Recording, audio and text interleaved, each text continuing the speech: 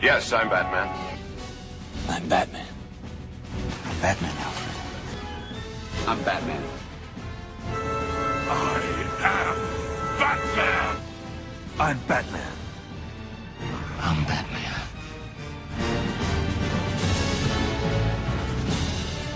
Greetings, Bat Family, and welcome back to Holy BatCast, brought to you by Real Fans for Real Movies. Please visit our website, holybatcast.com. You can also find us all over social media on Facebook, Twitter, Instagram, and YouTube. Just search for Holy BatCast. And if you love the show, you want to help us keep the show going, and you want to support it in another way, you can do that on Patreon. You can go to patreon.com/holybatcast. Of course, you don't have to, but we do really appreciate all our patrons who do keep the show moving forward. It means a lot to us. So thank you for that. And if you haven't done it, consider it. If you don't, again, you're forgiven. We're part of the Real Fans Podcast Network. If you want to check out some of the different shows that are part of the network, including the other ones that I do, you can check those out at rf4rm.com. And as always, I am your host, Andy DiGenova. If you'd like to follow me, you can do that on Twitter or on Instagram. It's just my name, Andy DiGenova. Now, this episode, we are going to be discussing I assume, the final trailer for Birds of Prey and the Fantabulous Emancipation of one Harley Quinn. We're also going to review the next episode, or the Season 1 finale of Batman Beyond. And then, of course, we'll wrap up like we always do with a couple emails. Joining me for all of this is our favorite little bat koala. It's Brendan Lowe. Hey, Brendan. Hey, you puddin'. Hey there, Mr. B.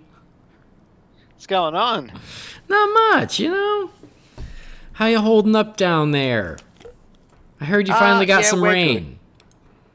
A little bit. It Not rained enough? a little bit here yesterday. Oh, God, no. It needs to rain for weeks. Oh, man. But, we had a little bit of rain last night. But, down south and stuff, the fires are still going on. But the last week has... it's showed the good side of some people, which has been a nice change. Well, that's good. Been a lot of donations coming through, and it's been really good. Good. Well, glad to hear it. You know, we're all thinking about you. Us in China. I know our friends in America. Just wish there was more we could do. Yeah. Oh, look, I've had actually had a lovely message this morning when I woke up, come through from Bishop, who normally writes in to the show here. Adam Lance Hendrickson.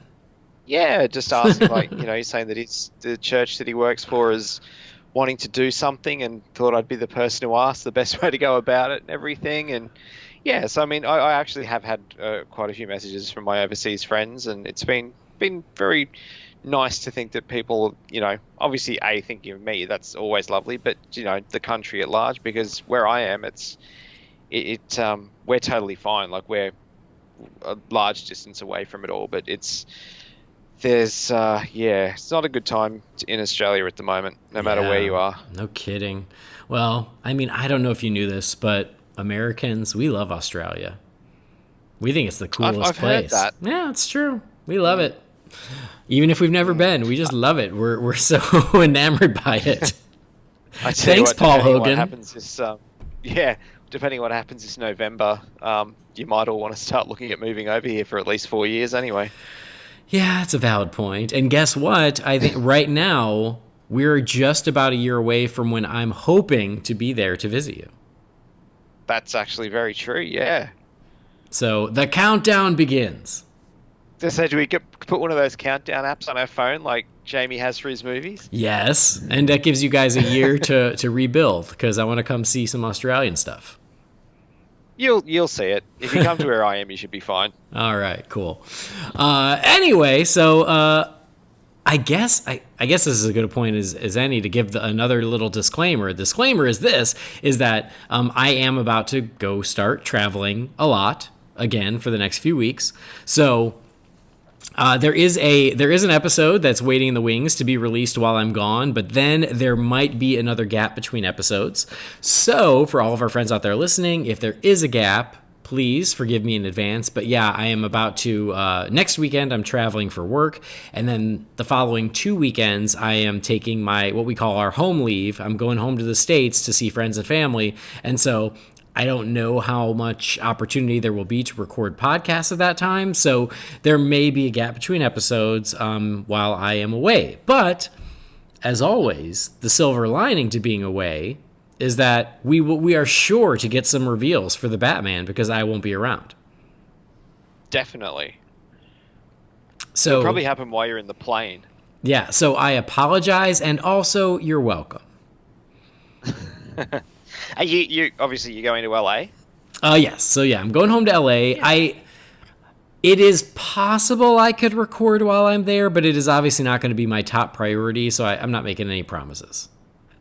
You'll have to visit Burt Ward's Star. Ah, that's a good call. I should go see Adam and Bert's Star. That's a good call. I like it. Because, yeah, the Star got unveiled, 3 or 4 days ago? Not even that long. 2 or 3 days ago now. Yeah, just a few days ago. I think that's so cool. I love that Burt Ward also got a star. I love that it's right next to Adam West's star. It makes me happy. It makes my heart smile. So that's a great call. I might have to pack one of my Batman 66 shirts and go see the Star. Look, it'd be rude not to. No, it's a good point, because you'd have think it would have crossed my mind, but I've just been so distracted with other things. I didn't even think about it. But yep, I will do that. That was like the last time I went home, which was October. Yeah, it was around Halloween. Yeah, it was right around, or it might have been late September. But like, one of our first stops was to go see the Brady Bunch house now that it's been renovated. Fair enough. I regret nothing. It was amazing. So yeah. Anyway. But we have lots to look forward to. The good thing is that when I'm home, again, I'm going to be home for 2 full weeks. Can't wait. I will eat all the American food and get gross and fat and be a fat sack of crap for 2 weeks, and then I'll come back to China and then try to lose it again. It's a vicious cycle of life. Is like I feel like I've lost a lot of the holiday weight just in time for me to go home and start gaining the I'm home, I'm gonna eat all the good food weight, and then rinse and repeat, just on and on. But my point is this: I'm home for 2 weeks, and the night before I come back to China is opening night for Birds of Prey. Oh, nice. So we are just making it in time that we'll be able to go opening night, Birds of Prey, and then the next day get on a plane, head back to Beijing.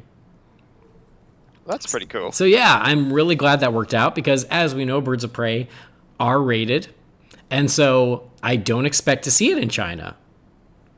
And so I didn't even think of that. Yeah, so I don't think I will get to see it out here. So if I hadn't been home to see it, much like with Joker, it's going to be a couple months before I would have been able to see it, or I would have had to fly to a neighboring country to see it, because I have some colleagues here who did that for Star Wars because they weren't sure if it was going to be released in China. It ended up getting released in China, so it was fine, but they literally booked tickets to see Star Wars in a neighboring country because they weren't sure if they were going to get it here. So, oh, wow. Yeah, that's commitment. I respect it. But for Birds of Prey, I was like, well, yeah, it's going to be... Star Wars would be a given, wouldn't it? Well, you would think, but the last few movies have not done well in China, so this one was sort of up in the air. And guess what? It did horribly in China. Oh, really? Yeah, it did horribly. Like, it opened with like $7 million. Holy crap. Yeah, China don't care about Star Wars. It's the weirdest thing. So I think that's why it was a last-minute decision. Sounds like my kind of country. Yeah, I think that's why it was a last-minute decision, is they were like, well, is it even worth it? Because China doesn't care, you know? But they did, and then, yeah, I think that, I haven't checked the numbers, but I think they were estimating it was going to make $15 million total in China. Wow, that's which is so fun. Like, which is so nothing. weird. Yeah, it's so crazy. It's so weird. But Star Wars is And very then, how much many million did Aquaman make over there? My God, over 300. Yeah. that's insane. Yeah. But I mean, Star Wars does skew more American, because so much of it is driven by nostalgia, and you know, the rest of the world didn't really grow up with Star Wars the way Americans did. Mm-hmm. Anyway, this isn't about Star Wars. It's about Birds of Prey. So Yeah, wait till the mailbag before we start talking about other movies. that's true, right? Someone's going to ask us what our favorite Home Alone movie is, and the answer is Home Alone 3, obviously. Well, I was going to say the answer is Home Alone 2, but anyway, agree to disagree. But anyway, yeah, so I'm excited I get to see Birds of Prey when I am home in the States, and we did, as we go into, we're now just shy of a month away from release. We're getting that final marketing push, which means we get the final trailer. we knew it was coming for like a week or so, and we all just kept waiting for it. And we were a little concerned because we're like, if it doesn't come out in time for this episode, what the hell are we going to do? Fortunately, it did. It's all good. It came out while I was sleeping, because that's usually when things get released these days, is while I'm sleeping. Yep, welcome to my world. Yep. But I woke up and I saw that it was released, and we've got it. So now that we've got this final trailer for Birds of Prey, Brendan, where do you stand? I stand a little bit more firm than I did after the first trailer. You remember, like, I didn't hate the first trailer. It just didn't do much for me. Whereas this one, I don't know. It's one of those movies where I don't really know what I'm gonna be walking into in February. I really have no idea. All I know is that I love Margot Robbie as Harley. I mean, I love Margot Robbie, full stop. Mm-hmm. But yeah, I love her playing Harley. I really don't know that much about the rest of the cast, to tell you the truth. I mean, aside from Ewan McGregor, I don't know that much about the rest of the cast. But this trailer did sort of, I'd say, excite me more than the first one did. The first one, to me, was just kind of a bit weird. Whereas this one, I don't know, maybe if it's a case of I'm a little bit more, what's the word I'm looking for? I'm a little bit more aware of what I'm getting myself into, or that this is going to be a left of center comic book movie. Mm-hmm. Maybe that's why it sat with me a little better, but it definitely looks really good. The aesthetics very interesting. Yeah,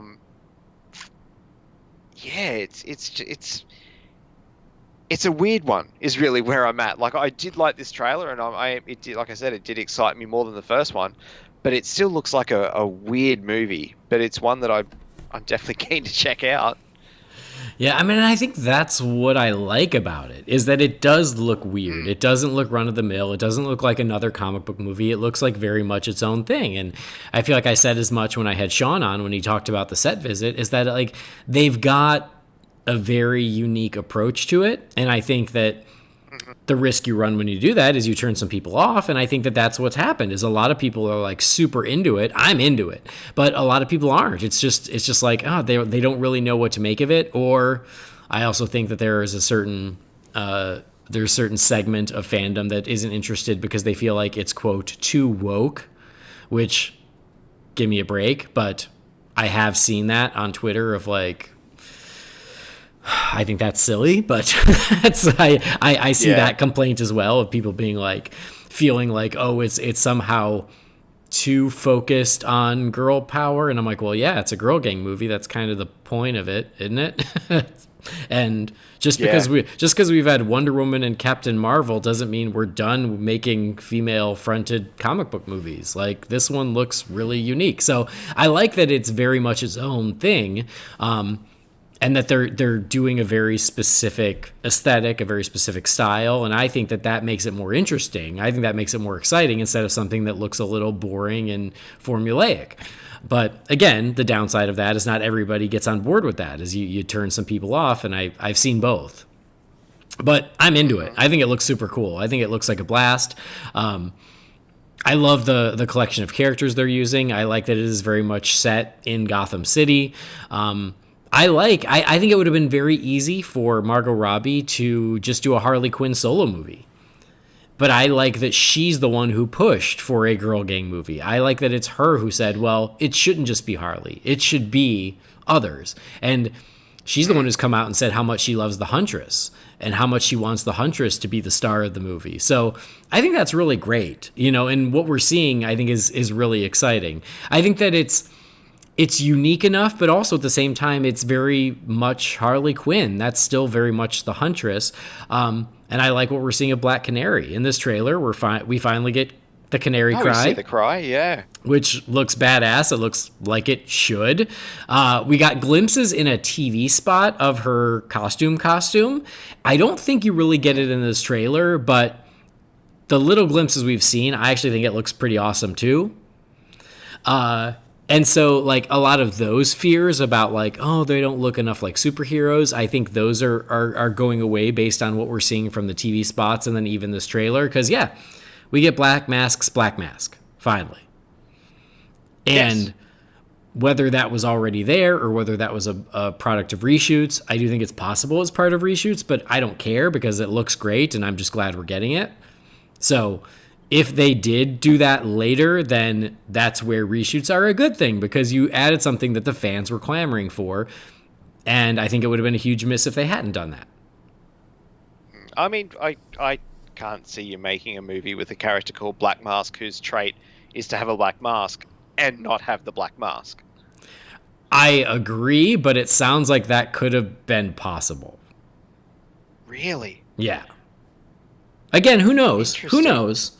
But that is certainly a theory out there. I mean, that was what Sean said. He goes the whole time it felt like Black Mask was just the name of his club, and he had masks in his club, but he never actually wore one. Like that was what that Sean's like.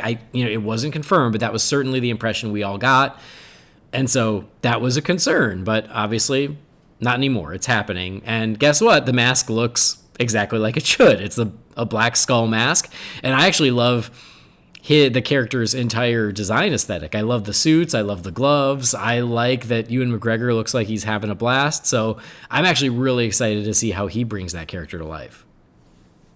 And what you were saying before about, it was Margot who was pushing for it to be a girl gang movie and all the like.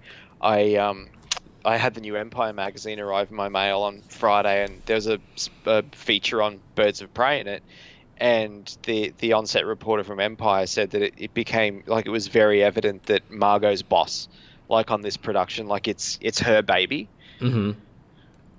Well, yeah, she's like she's a producer. She's the star. She helped produce the soundtrack, which the soundtrack listing came out. I haven't looked at it yet, but I'm sure I'll buy it just because, of course, I will. But yeah, like she had her hands in almost every part of this production. I think she was also instrumental in bringing in Kathy Yan. So yeah, I mean this very much is her baby. This movie, which is exciting, I think. No, I think it's awesome. Like and so what we're seeing in the trailer really does have me excited. Again, I was already on board. I was more on board than you and Jamie because I just liked the way it looked. I liked how unique it was. And I do like that in this trailer, they're very much introducing all these other characters, and they go through a roll call of this guy's after all of us, and he's after the kids stole from him, and you betrayed him, and you killed his best friend, and you're stupid enough to be building a case against him, and guess what? We're all dead unless we team up. And I think that's cool. It's smart because it lets you know where all of these other characters are starting to fit in. I'm just looking at the soundtrack because I hadn't seen the track listing actually. I know that there's a music video or a single that's already out. I just haven't had a chance to watch it. You know what? I'm showing my age here in terms of music because I think I maybe know the name of one person on here. No, that's okay. I'm the same way, and that's part of why. Because when the trailer came out, it's also when some of the soundtrack information came out, and a lot of those artists were sharing it, going, "Oh, I'm so excited to be a part of this project." But yes, I didn't recognize the names. Yeah, I mean, there's one here called Juicy Fruit, spelled JUCEEFROOT. Oh, I hear she's going to move you. Yeah. No, I mean, look, I'm the same as you. I've got all my DC soundtracks. I'm a completist, so I'll buy it. But yeah, I don't know if it'll be one that I'll technically listen to all that often. Well, I'm sure like any of these soundtracks, there will be tracks that I really like, and there will be some that I don't like so much. But that's how I was with the Suicide Squad soundtrack. As I liked some of those songs, some of them I skip over, and this will probably be the same. Yeah. But I'll buy it. And then the score is being done by Daniel Pemberton, who is amazing. He did Man from U.N.C.L.E. He did the King Arthur, the new one, the Guy Ritchie King Arthur, which surprisingly, I actually liked that movie. But that score was awesome. So he's on the up and up as far as a composer, and I'm super excited that he's doing the score for this movie too. Awesome. Well, you're the score guy, so I can't comment. Yeah, he's great. He's done some really great work over the past few years.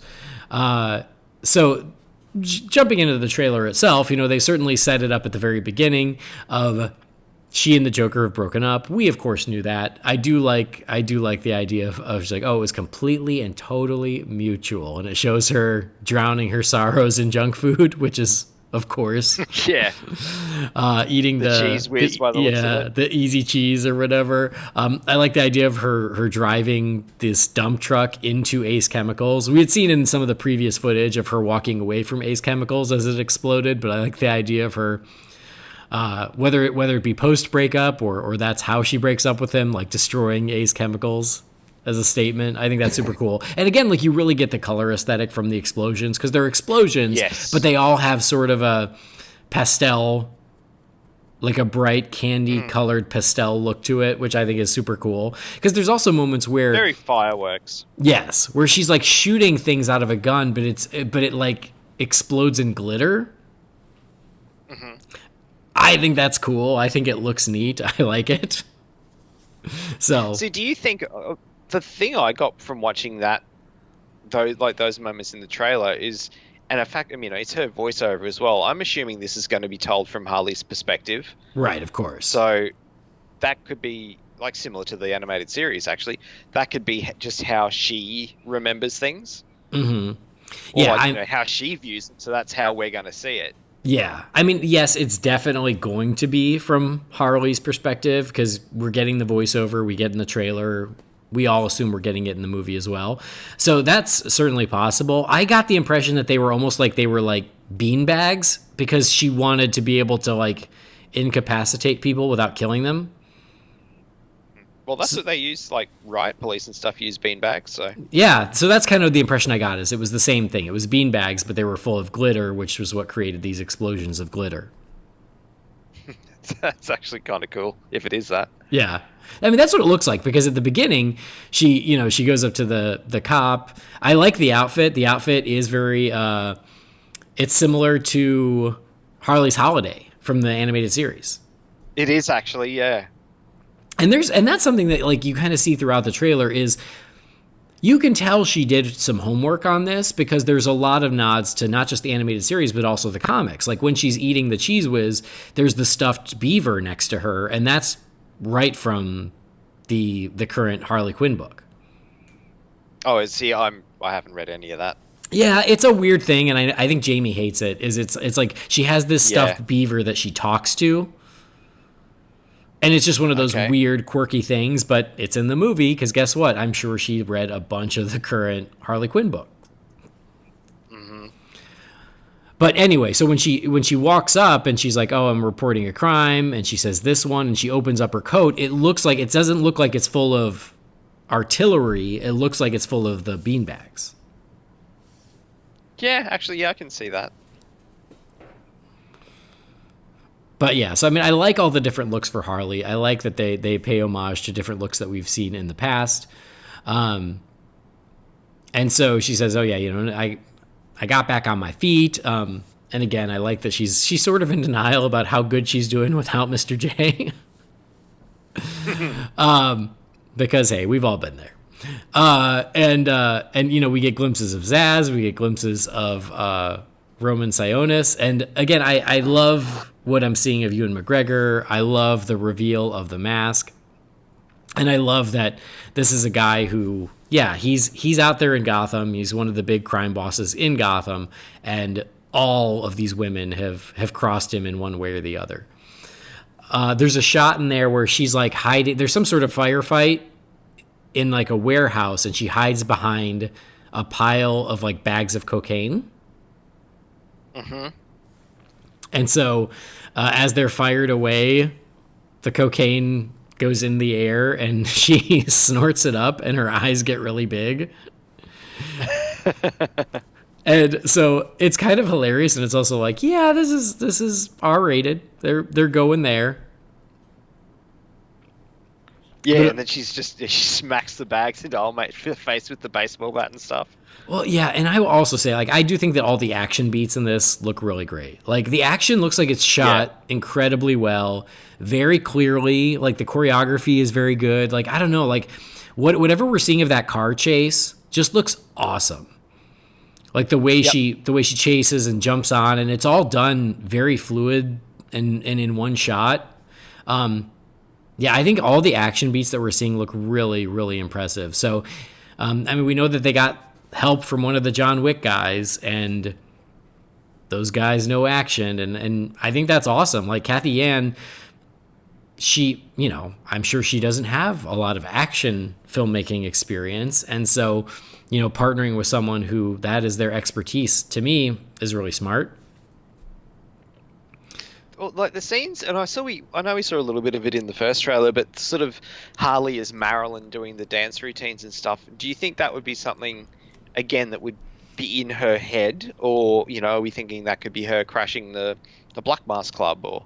That's a good question. I always imagined that it was going to be in her head, but you're right. We know that there's the Black Mask Club. We know that Black Canary is a singer there, so it certainly makes sense that she could, stage it there.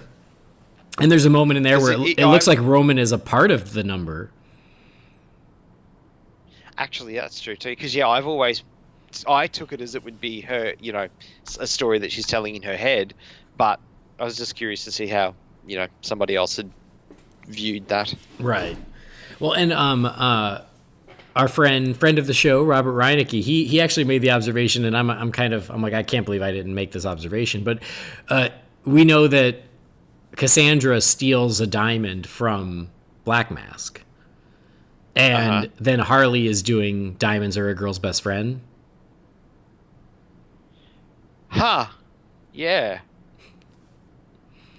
So I didn't make that connection either. Yeah. Good observation, Robert. Thanks, Robert. But yeah, I mean, it'll be interesting to see if it's in the quote-unquote real world or if it's somehow in her head. I just imagine it's in her head, but we'll see. Yeah. I do love every glimpse that we get of the old abandoned amusement park. I mean, that's right up my alley, but it looks awesome. Like, the design of it looks great. The aesthetics of it look great, and I love that. I'm kind of assuming that's going to be the big finale, is the big showdown at the amusement park, but I just think it looks awesome. With Huntress like sliding down that slide, going to town on one of the bad guys is pretty awesome. No, it's cool too. I mean, obviously Joker's not in the movie, but to get that funhouse aesthetic, like we've never had that in any of these DC movies, but Harley is connected to the Joker and it's a funhouse, so it's just nice to have that kind of setting for a movie like this. Yeah, and it's such a staple of Batman comics, especially with the Joker and Harley. Like, it's shocking that we haven't really gotten it yet. So here they're delivering on that, and I think it looks great. Yep, totally agree.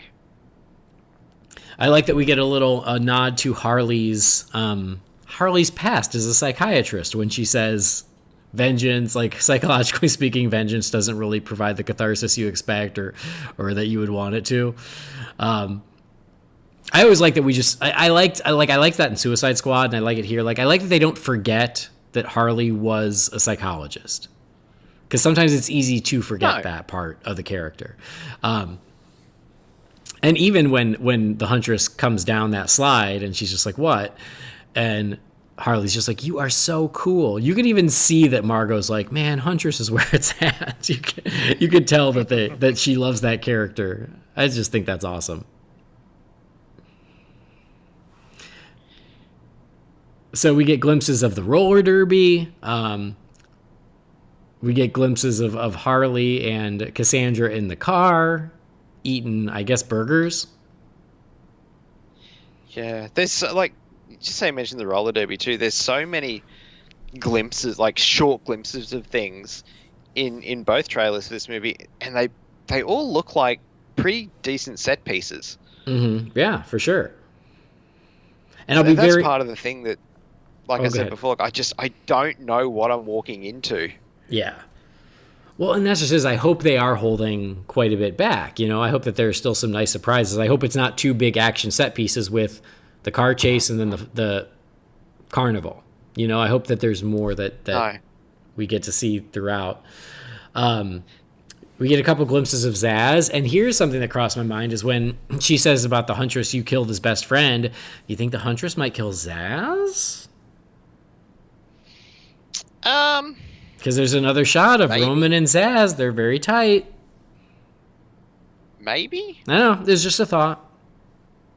I mean, if you're going to kill a villain, like Zaz is no great loss. Yeah. I mean, the only reason I think it would be a great loss is because I really like what I'm seeing of him in this movie, and I like that actor a lot. And so I would just mostly be bummed if like, oh, like if this is a great version of Zaz, I would hate to lose him. But yes, Zaz as a character himself, yes, he's overall he's expendable. Oh, definitely. And who would have thought, 10 or 15 years ago that we're about to get our second, well, in terms of big screen movies, like second live action Zaz. Yeah, that's true. And third overall, because he was in Gotham, wasn't he? Yeah, of course he was. Mm-hmm. Yeah. Yeah, so we're up to our third live action version of Zaz. Come on. Right. That's true. It's a great point. So, yep. Anyway, and then we meet Bruce the hyena, which we knew the hyena was in the movie. And we knew his name was Bruce up until this point, but it's confirmed now is that, she named him after Bruce Wayne because she has a crush on Bruce Wayne, which that makes sense. It wouldn't. But it's in continuity, so I mean, when she says that hunky Wayne guy, she means Ben Affleck. She does. Which makes me both happy and sad. Yeah. Because I like that he's living on in some small way. And I mean, I saw that shower scene in BVS. He is hunky. Again, you're not wrong. But it's funny. And I mean, the effects on that hyena are good. Like, I wonder if it's a puppet or if it's CG or I don't know. I'm curious as to how they did it. I hear they used the same team that did the reindeer for Santa Claus the movie. Oh my god! Well, that explains it because it was perfect. That's why they look so real. Makes perfect sense. But yeah, I mean, overall, I'm excited about the movie. I think it looks great. Like I said, all the little glimpses of things look really cool. I like what they're doing with all the different characters. The cast, like, they're being super supportive on social media, which I think is really great. Like, Black Canary, Journey Smollett. There's a third name in there. Like, she just seems to be so happy and just feels so blessed to be a part of the movie because she's just been so, like, excited on Twitter and just thanking the fans for the support, for the ones who are supportive. So, like, Journey Smollett Bell. Sorry, there we go. Journey Smollett Bell. So, like, and then, like, Rosie Perez tweeted something out about, like, how awesome Journey is in the movie, and then Journey quoted it and responded back saying how awesome Rosie Perez is as Renee Montoya, and they're just really excited about it, and I that excitement is infectious. I love that. And Chris Messina, that was the name of Zaz, who I couldn't come up with. But yes, I love him. He's such a great actor. And he's something of a chameleon actor. He was in Live by Night with Ben Affleck, and he was awesome in that. And yeah, like, he was playing kind of a frumpy number 2 man to Ben Affleck in that movie. And in this movie, he's all cool and stylish with his bleach blonde hair and everything. So, I don't know. I'm psyched about the movie. I think it looks great. Am I as psyched as I was about something like Aquaman or BVS? No, it's not to that level of excitement, but still really looking forward to it. I think it's a great trailer. And again, I think that there's enough. The trailer isn't. I don't think it's different enough from the last trailer that it's like anybody who is fully against it that it's going to change their mind. But for someone like you who was like, well, I'm looking forward to it, but you weren't completely all on board, I think there's enough new stuff in here that I think helps ease some of those concerns. Oh yeah, like I said, I've never been against it or whatever. It's just that first trailer, I just didn't particularly like the trailer, not the movie. I just didn't think it was a good trailer. Mm-hmm. But look, I'm excited to a degree. Like I think I said on one of the shows recently, like I bought a Birds of Prey shirt from Hot Topic when I was in Hawaii. So Awesome. and I got really excited when I saw a huge marquee for it on one of the buses here the other morning on the way to work, and that took me by surprise. I was like, shit, that's really early. Then I looked at the date. I'm like, actually, no, it's not. Like, it's not that far away. It's crept up pretty quickly. I know, right?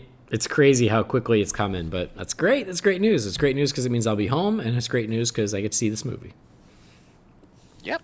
I also think that the music choice of "It's Oh So Quiet" by Bjork is pretty perfect as well. I love that. I love that song anyway, but in this trailer, I think it works perfectly.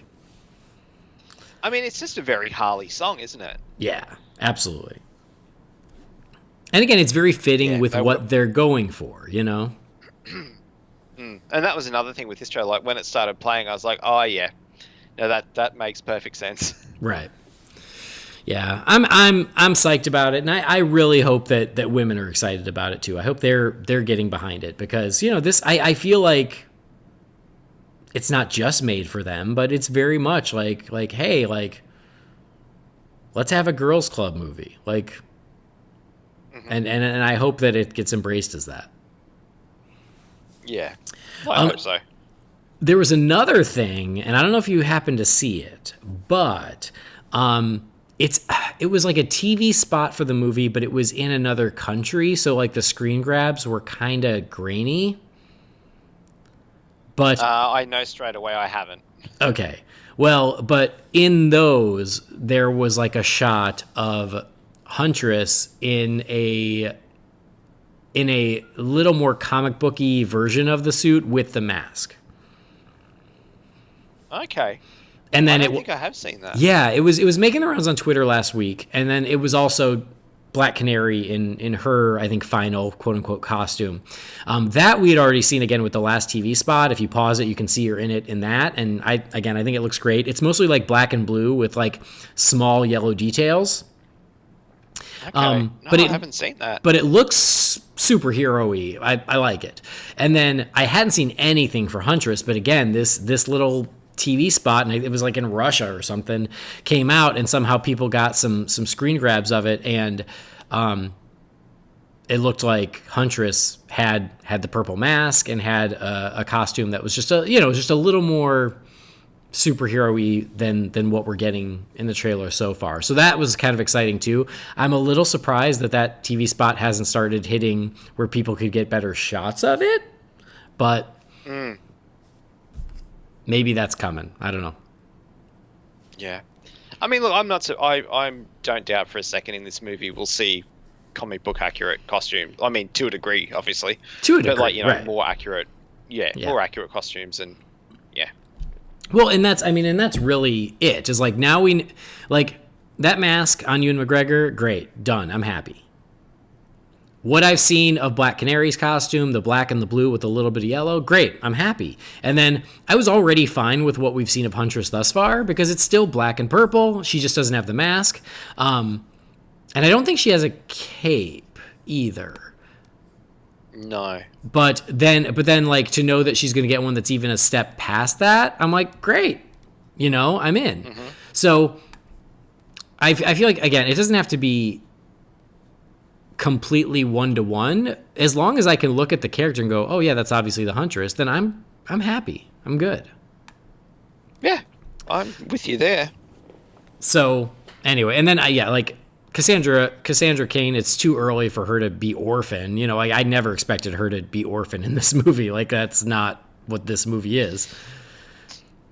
Coming into it, she's the character that I know the least about. So, because I have read some comics with her as orphan, because am I remembering correctly? She was a Batgirl, wasn't she? Yes, she was a Batgirl for a while. She was the Batgirl that was like all black, no Stitched up mouth. yeah, nothing on her face. Like you couldn't see any skin on her face because her face was completely covered, and like it was like a big yellow bat symbol on her chest, but otherwise it was all completely black. Yeah, So she was a mute character, isn't she? Yes. She was. Yeah, she was that Batgirl. Yes. She used to not talk, and then when she's orphaned, now she talks in like very short 1-word or 2-word sentences. Uh-huh. So she's still, I mean, obviously, I wasn't reading comics when she was Batgirl, but I have read some arcs. She was Batgirl in I'm blanking. What was the one with the earthquake? No Man's Land? No Man's Land. Yeah, she was Batgirl in that story arc from memory. It's been a couple of years since I've read it. And then Orphan came in. Was that during the start of Rebirth? I think so. Yeah, because I read Rebirth at the start, so I've read little bits and pieces. But she's the one, like I said, I know the least coming into it. I know more about Renee Montoya than I do Cassandra Cain. Yeah. Well, yeah, I mean, it much like what you were saying with Zaz, I'm sort of surprised we're getting a live-action Cassandra Cain this early. Because, yeah, Cassandra Cain is not like some long-term storied character who's super important to the Bat mythos. Like, I would have never put it at the top priority to bring her into a movie anytime soon. So I'm a little surprised that they went there, but I'm not mad at it. No. I mean, it's a weird pull, but hey, it's... just add it to the list of live action characters that we never thought in a million years we'd be seeing, and they're about to hit the big screen. Yeah, absolutely. So it will be interesting, but I'm excited. I'm looking forward to the movie. I can't wait. I'm just now a few weeks away, so it's great. Yep, bring it on. Bring it on. All right. Well, Birds of Prey and the Fantabulous Emancipation of one Harley Quinn. It's coming our way on February 7th. Are you getting it same time? I'm pretty certain. I'll just double check while you're talking there, but I'm pretty certain. We usually get these things, same time worldwide. Yeah. So I will be going the evening of the 6th because on the 7th I get back on an airplane. But I'm so glad that we're getting in just under the wire. Let me just double check here. Birds of Prey Australian release. Yep, 6th of February our time. Great. Awesome. And can I tell you, I'm going to eat so much American popcorn. It is going to be obscene. I don't care how the movie is. I'm just going to be excited to be eating American popcorn. I do have a question for you before we completely change gears. Yeah. It's not about Birds of Prey, but it is about another DC movie we're getting this year, which is Wonder Woman 1984. Yes.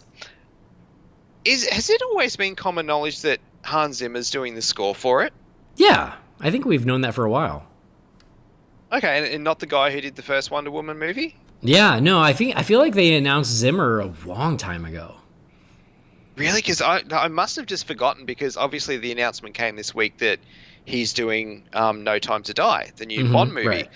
And in a lot of things I was listening to and reading about that, they're saying this year he's got this coming up and this coming up and Wonder Woman 1984. And I'm like, hang on a minute. It's like, I was thinking, like, are they just quoting him because, he did the Wonder Woman theme, or is he actually doing the score? And then I looked at IMDb and I'm like, shit, did I miss something? Like, I could have sworn the original guy was coming back. Is it Rupert Gregson Williams? Yeah, Rupert Gregson Williams. But no, yeah, they announced Zimmer a while ago. Do you know what it reminds me of? It reminds me of Pirates of the Caribbean, where the first Pirates was getting made, and they asked Hans Zimmer to do it. And he was like, oh, I've got more important things to do than your pirate movie. So what I'll do is I'll write a couple things for you, and then I'll hand it off to one of my friends, and then he'll do your score. And so they got Klaus Badelt to essentially fill in for Zimmer using some of the things that Zimmer wrote for Pirates. And then Pirates became this huge, massive hit.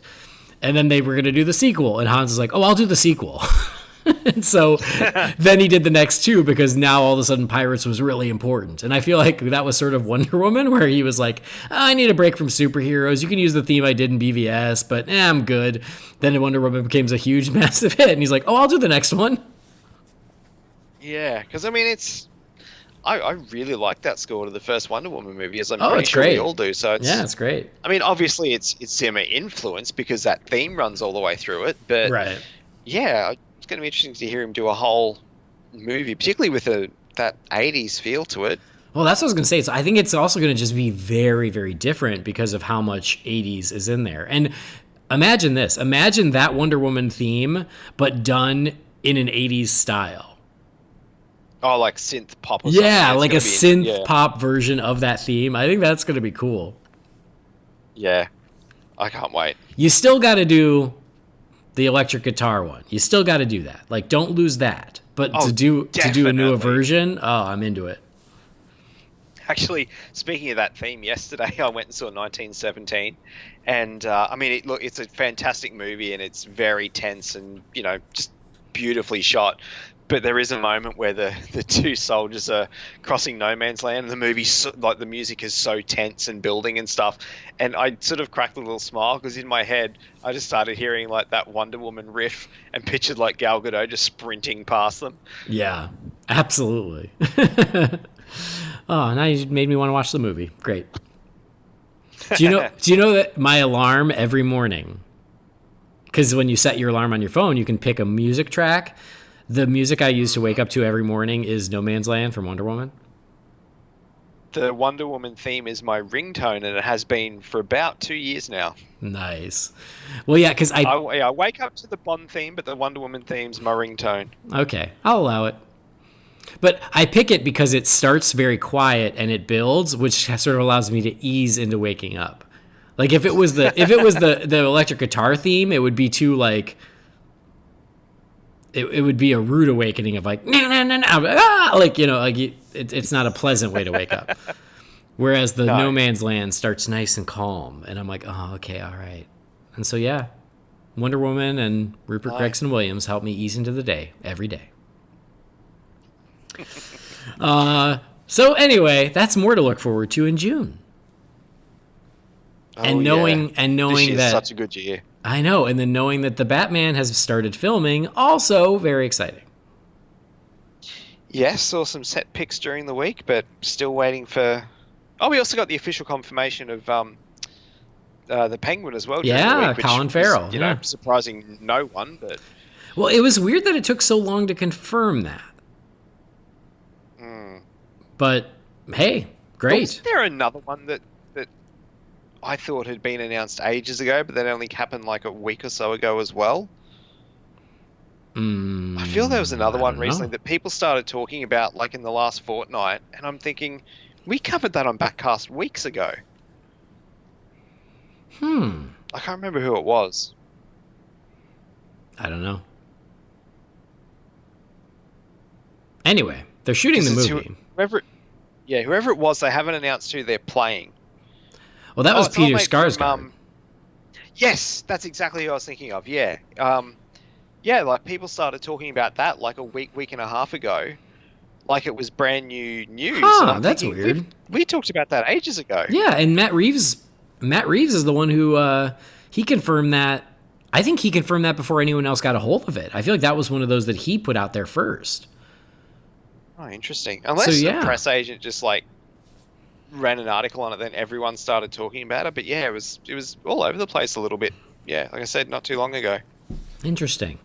So yeah, I've certainly seen the set photos. I haven't shared them because people can find them if they want to find them. I don't want to share them unless they're official. But there's some interesting stuff. Nothing groundbreaking yet, but knowing that they're shooting is super exciting. I guess I'll throw you this little tidbit. Apparently, the Batmobile is being built as we speak, so that's exciting. Excellent. I heard that through some friends. So I'm sure that reveal is coming. But yeah, I think now we're just sort of all waiting, chewing our fingernails, waiting to get our first glimpse of something official. And now that I'm leaving town, there you go. Yeah, I mean, it's the most exciting part when there's a new Batman being cast, isn't it? Like, you just want that first glimpse, you know? Yeah. You can't, it's an exciting time. Yep. So, good stuff. All right. Well, there you go. But in the meantime, we're going to get to visit Gotham in less than a month, and that's still something to be excited about. Hell yeah. But in the meantime, we keep watching Batman Beyond. And we certainly do. We're wrapping up the first season. Look at that progress. So, yeah. So, let's take a look at the final episode of season 1 of Batman Beyond.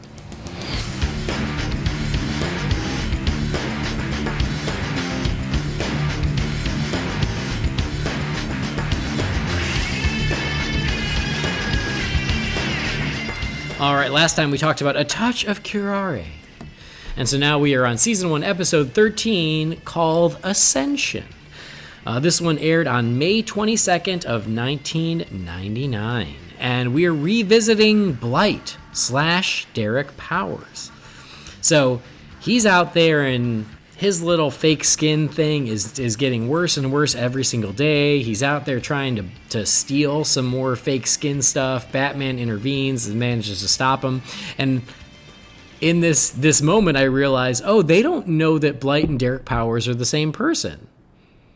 I thought they did. Yeah, I didn't realize that either. Yeah, I thought they did because we do. But I guess, that they make it clear that, no, they don't realize that. So that was interesting.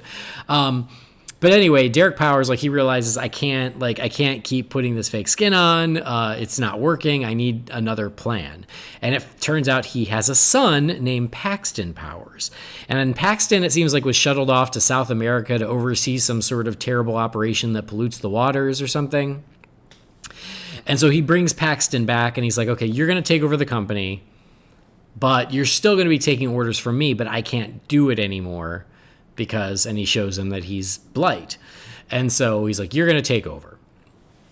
And so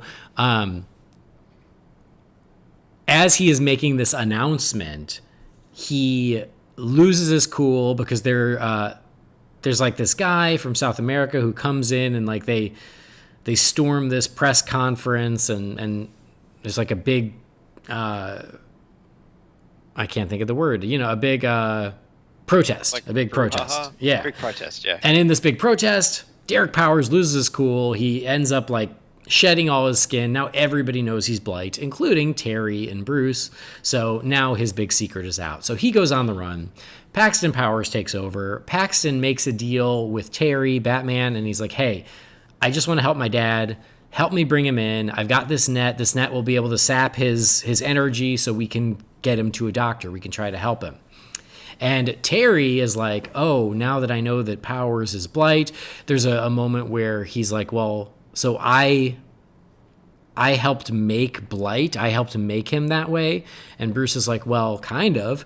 And Terry, very, very surprising. You expect him to go, oh, no, what have I done? But instead he goes, no, good. He deserves it. And I was like, oh, damn. Okay. But he decides, okay, yeah, I'm going to help Paxton. It's better than he deserves, but I'm going to help him. And so he helps capture Blight, and he finds out, Paxton doesn't want to help his dad at all. He wants to take his dad down. He's trying to wrestle power from his father so he can be in charge of Powers. And in all of this, there's a big fight, big explosion, and Blight goes missing. And they think that he is dead, but of course, we know he's not. And so Batman checks in with Paxton. He's like, you've made a very powerful enemy. And Paxton's like, oh, I'm not afraid of you. He goes, I'm not talking about me. He's like, they didn't find your dad, and he's out there somewhere. And so that's sort of where they leave it. So now Blight is missing, and Paxton Powers is now in charge of the company, but we've got a new villain in town, and so now he has crossed both Batman and Blight. And that is Ascension. So what were your thoughts on this episode, Brendan? I'm I'm definitely the same as you in that I didn't realize that they didn't realize that Powers, and Blight were the same guy. It's been a while since we've watched those first couple of episodes, so that had slipped my mind.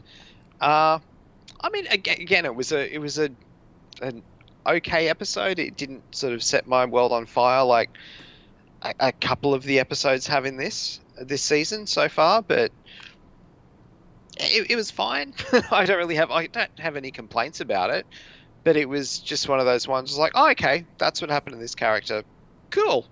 And then, yeah, just sort of keen to see if he comes back in the second season. I'm assuming that he will. But actually, the one question I did have was like that board meeting at Wayne Powell's. Was that being like live broadcast on television? Because like Terry's watching it from the car, and It then seemed the like news it. reporters show footage. I'm like, who televises a board meeting? It did, yeah. That's just it. It was like a press conference, but from the boardroom. So yeah, I mean, they certainly make it seem like it was being televised, which is why when Powers is revealed as Blight, now his secret is out, and he can no longer just be him. Yeah, I have to admit, it did make me laugh. A lot of the, like in that scene when Powers would say something, kind of the cartoon chatter that was happening. Do you know what I mean? Like, it was like all these random voices, like, what did he say? He's doing what? He's letting his son take over. Yeah. Yeah. And that happened a few times, and it kind of made me chuckle a little bit. But, again, it was a fine episode. It did what a few of the... I've noticed is sort of a bit of a running theme with this series is where the ending's very abrupt. Mm-hmm. Like, it just kind of, like he says, you made a powerful enemy and you see that his dad escaped, and then that's it. Like, there's nothing, you don't see like a closing shot with Terry and Bruce or anything. It just kind of ends. Yeah. No, I think that's true. Yeah, this one was so interesting because honestly, like, we've gotten through season 1, and at the beginning of the season, they very much set up Derek Powers, Blight, as the big bad. But somewhere after the first third of the season, they seem to forget about the character. So we hadn't revisited Blight this whole time. And so to see that the finale is like, oh, we're going back to Blight. I was like, oh yeah, Blight. What happened to him? I forgot about him. So it almost felt like they had lost interest in him. And then they realized, like, oh, geez, we need to wrap this up. Yeah, exactly. And they realized, oh, crap, we need to resolve this. And so that's what I thought this was going to do, was essentially end the Blight story because they didn't seem all that interested in it anymore. But they still leave it hanging, so it's not really resolved, which I'm like, well, then we'll see if they go back to it.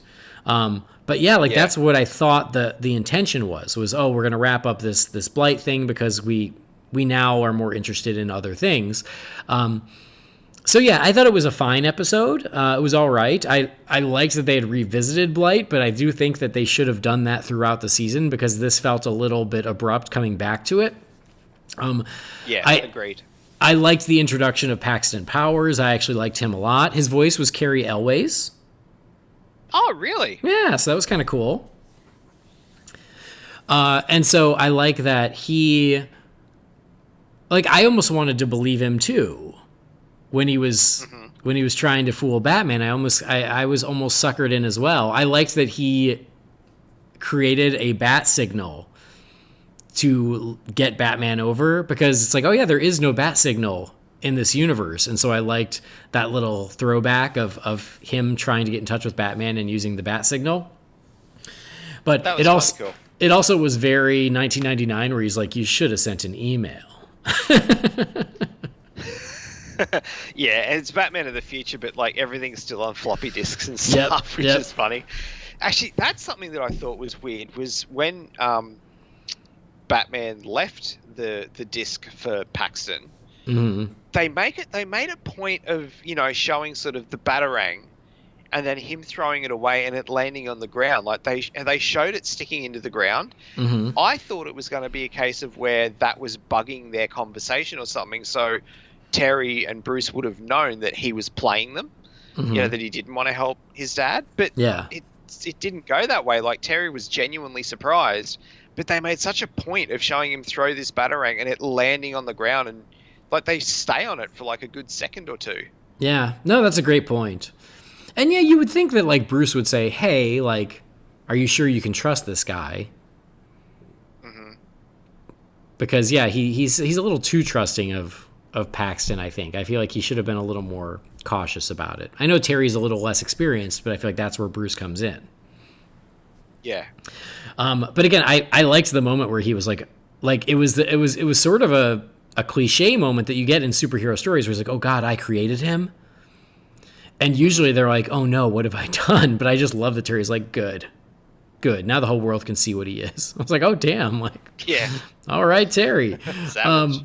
But yeah, so I mean, I thought it was fine. It was all right. It didn't totally grab me, but it was okay. And I liked, again, kind of getting back to the overarching story of the season. I like the moment where he goes after Blight and he's like, oh, this is personal. You killed my father. And Blight is like, well, that doesn't really narrow it down. And he goes, well, that's it. That's all you're getting. That's all you're going to get. Yeah.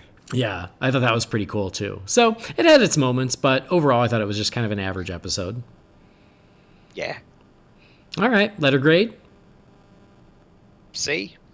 Yeah, I'm with you. If it's an overall average episode, a C. It's all right.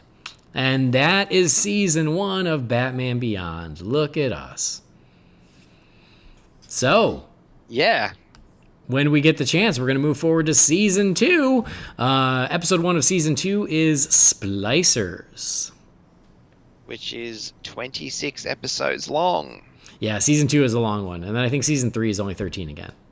It's back to 13 again, yeah. So, yay! Yay! All of the Batman Beyond. Hey, the sooner we get it done, the sooner we can move on to the Batman, and then you can be happy. I know. So why don't you stop being such a whiny about it? It's been a while, hasn't it, my friend? It has. It's been a little while. You know, just throwing it out there. But anyway. Just being this episode's Dr. Psycho. Oh no, the League of Doom is going to disavow me. Actually, I showed that episode to my good friend last night because he hadn't seen any of the show. And I showed him the first 3 episodes and he loved it. Oh, it's so hysterical. All right, Batman Beyond. Next one is Splicers. So thank you guys for following along. Now we're going to check in with you folks as we crack open the Wayne Manor mailbox. It's time again for the Wayne Manor mailbox. You've got mail. Darren, what is a letter for me? Maybe temporary. She wrote a letter. You're one hell of a messenger. This is all, Master Wayne. Okay, this email is from Ulysses George. It says, "Hey guys, I hope you had a great new year, a new era, and a new decade. Have you read Doomsday Clock by Jeff Johns? Also, are you going to do the Justice League Mortal review sometime this year? Finally, we're getting the first part of the long Halloween animated movie. I'm hoping we also get a Kingdom Come, Batman Noel, or Damned animated movie. I hope you enjoy the rest of your weekend, Ulysses." Thanks, Ulysses. All right, let's start at the beginning. Doomsday Clock. I have not read it. I have not read the conclusion because I feel like it started like 2 years ago and I read the beginning of it and then it like just sort of went on hiatus and then I forgot about it. But I think it's wrapped up. Maybe? Question mark? I don't know, mate. Yeah, you're asking the wrong person. You know who would know? Jamie. Jamie. Jamie's better at stuff like that. So, yeah, it was one of those that I remember buying the beginning of it, and then I sort of lost track of it. But now that I think it's done, I'm interested in revisiting it because I did finally watch season 1 of Watchmen, and it was brilliant. So, take that as you Yeah, I still haven't done that yet. Oh, man, dude. It's so good. We breezed through it in a couple of days. It was so good. And then a Justice League Mortal review. Yes, that is on the to-do list, and I would love to do it this year. And then, so Kingdom Come, Noel, or Damned animated movies, I would say yes to all. Of those, I would put Noel first because I want another Batman Christmas movie. Yes. But I think all of those are great options, and yeah, I think they're all possible. Damned, I don't know enough about Damned. I haven't read it, but Kingdom Come feels like it's inevitable, and I think that Batman Noel should be inevitable. I think that would be great. One thing I did read this year that I'd like to see an animated movie of is Deceased.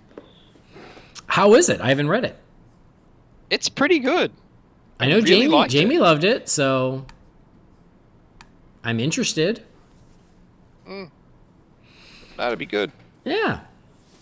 All right. So thank you, Ulysses. Next message is from our old pal, Stephen Marshall. And you're going to hear more from Stephen Marshall on the next episode. So, Ooh. Yeah. Sizzle, sizzle. There you go. Just throwing it out there. All right. So here he says, "Hey guys, I was re-listening to your interview with Richard Citrone the other day, and it got me thinking, what if we get a cameo of Batman in Birds of Prey played by Richard?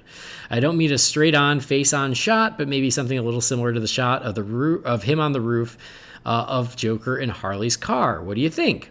Secondly, did you hear the rumor some time ago that Wonder Woman 1984 is somehow going to reboot the DCEU with a Flashpoint-type ending?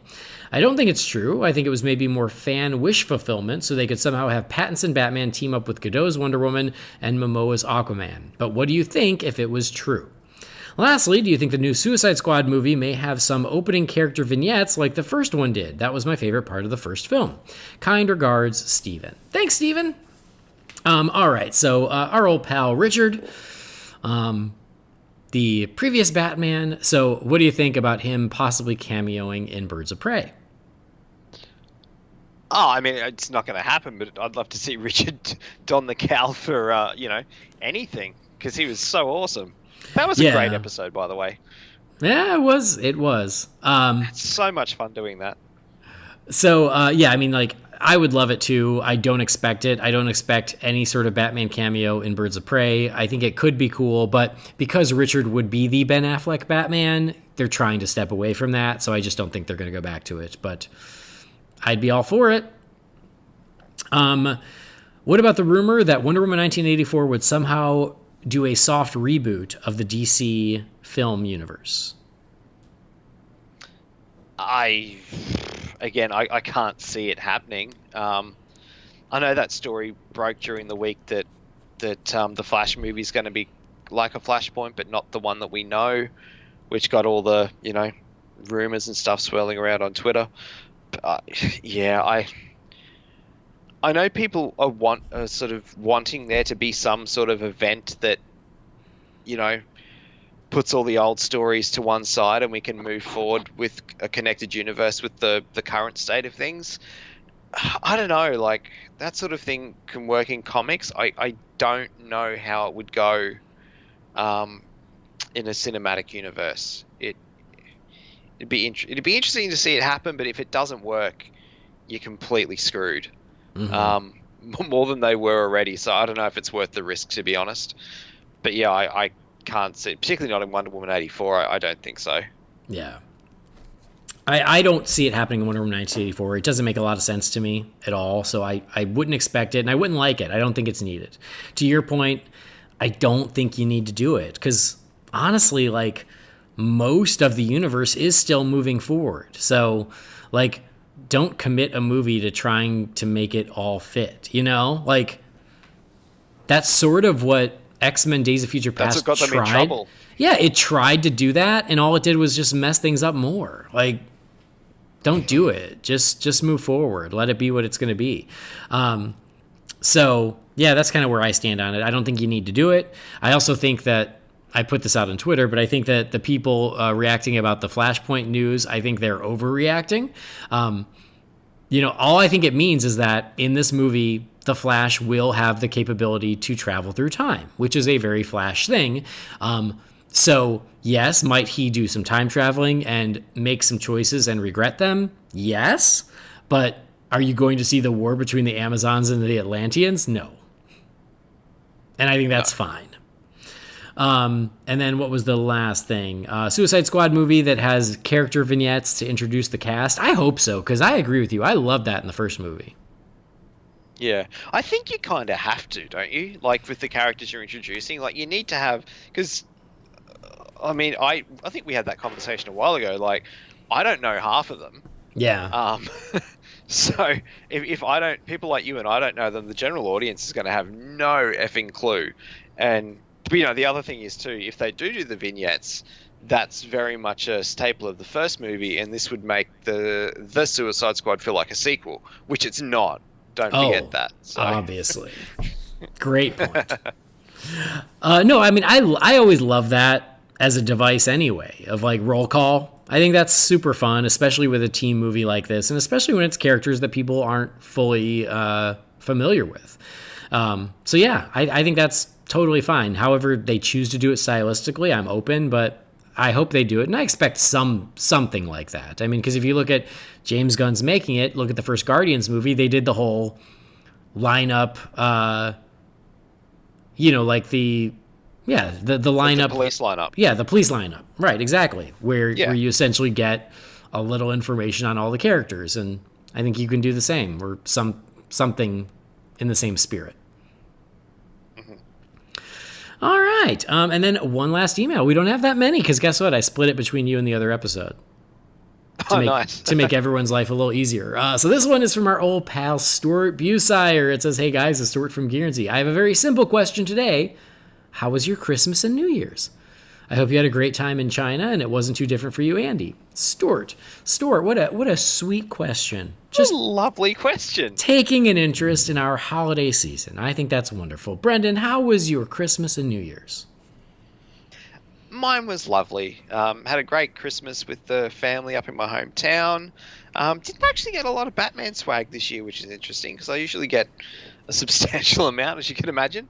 But no, just had a lovely time. And then New Year's Eve, it was the first New Year I think I did the sort of calculations in my head since 1995 or 6 that I didn't stay up till midnight to see in the new year. I went to bed a bit early, but Jess and I did wake up quite early on New Year's Day around 5 in the morning, and packed up the car and drove about 90 minutes or so to the Gold Coast for the day. So we spent New Year's Day on a lovely sandy beach, and a couple of friends came with their paddleboard, and yeah, it was just a lovely, lovely start to the new year. Nice and quiet.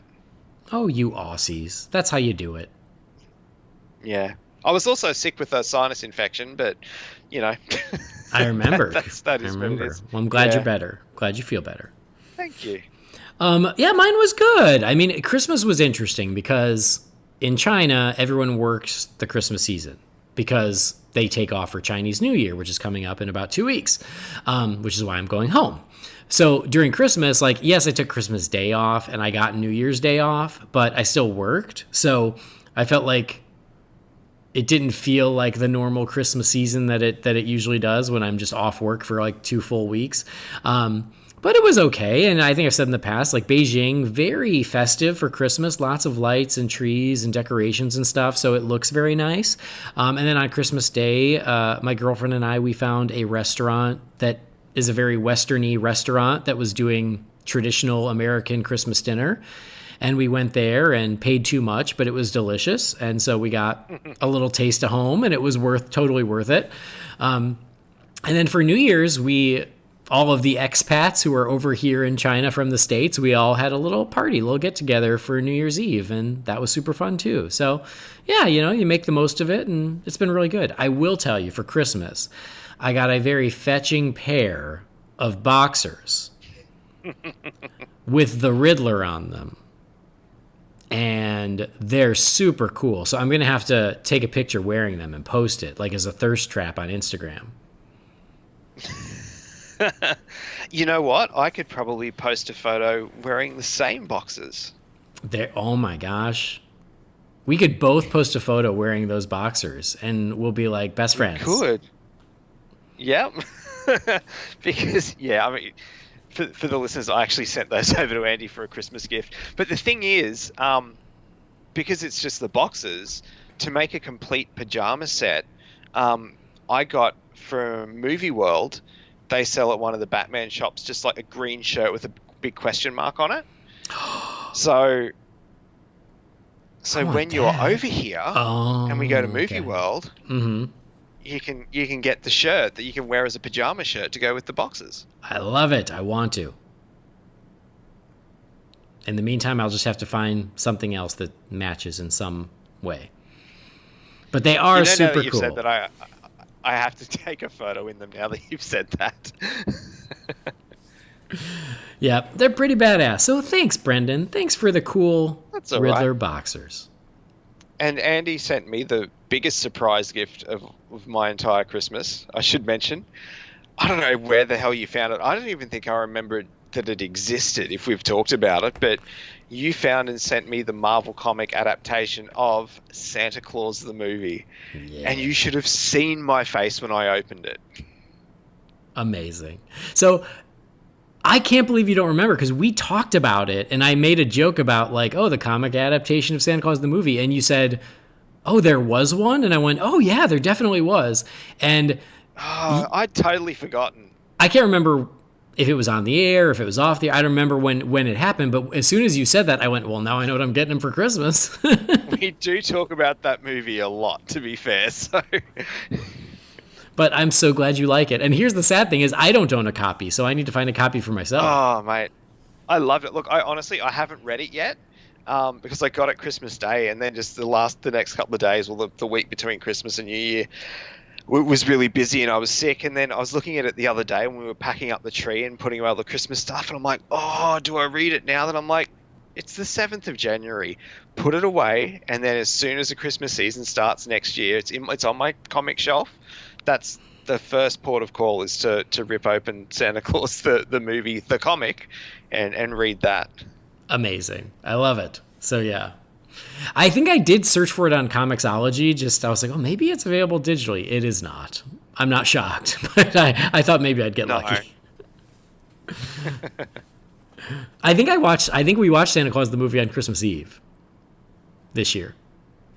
I think you messaged me and said that you were watching it. Yeah. So I watched it on the 23rd. Ah, very with nice. With a nice bottle of, like a nice glass bottle of Coca-Cola. Just like Santa drinks. I wanted to get McDonald's for Santa Claus the movie, but here's the thing. The McDonald's by my place in Beijing is not super close. It's probably about a mile away. And it's really cold here. And so it just was not convenient to go get it. So, oh well. Yeah, and you don't want to have to microwave McDonald's. Yeah, it's not as good. You need it fresh. So I think we got other food delivered. So it was easier.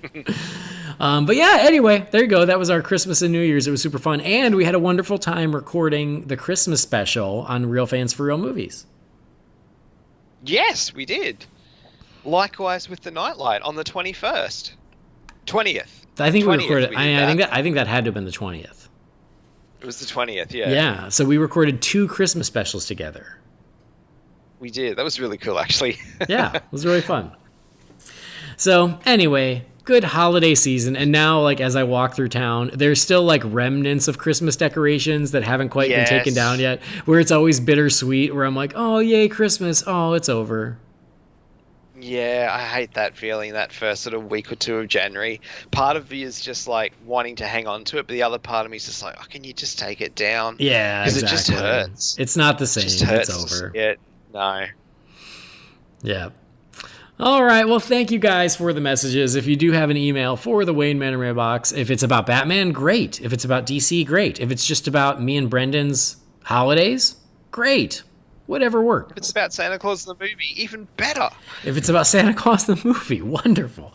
You can send those emails to holybatcast@rf4rm.com. But there you go. That'll do it for this episode of the show. Brendan, it was fun talking a little Birds of Prey, a little Batman Beyond, and as always, a little Christmas. Oh, look, who else would I want to do those things with? Not Jamie Drewley, that's for sure. But nope, super fun. Thanks for jumping on. Tell our friends where they can find you. You can find me on Twitter at Loey007, same handle for Instagram, and you can search my podcast, The Nightlight, KNIGHT Light, and you'll find me. Wonderful. You can also, I already told you where to follow me, so don't worry about it, but you can follow the show, most importantly, everywhere he just mentioned. So everywhere on Twitter, on Facebook, on Instagram, on YouTube. Holy BatCast, find us. But that will do it for this episode. Thank you, as always, for joining us. Please do subscribe to the show so you never miss an episode. And please rate and review us on Apple Podcasts. And most importantly, as Michael Keaton's Batman says, I want you to tell all your friends about me. Visit holybatcast.com. Again, find us all over social media. And if you have an email for the Wayne Manor mailbox, that email address again is holybatcast@rf4rm.com. But that will do it. On behalf of Brendan, I have been Andy. This has been Holy BatCast. We'll see you next time. Same bat time, same bat channel.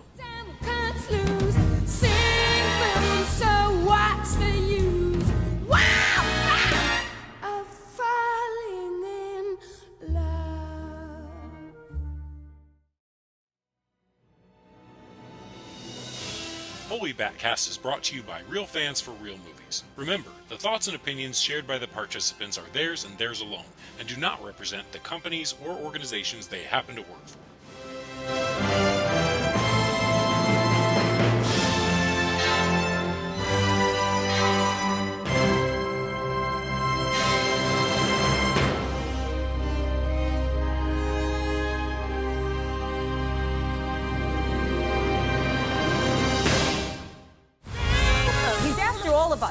We can't just robbed him. You betrayed him. You killed his BFF. What? You are so cool. You never. And you're dumb enough to be building a case against him. So, unless we all want to die very unpleasant death, we're gonna have to work together. Sure.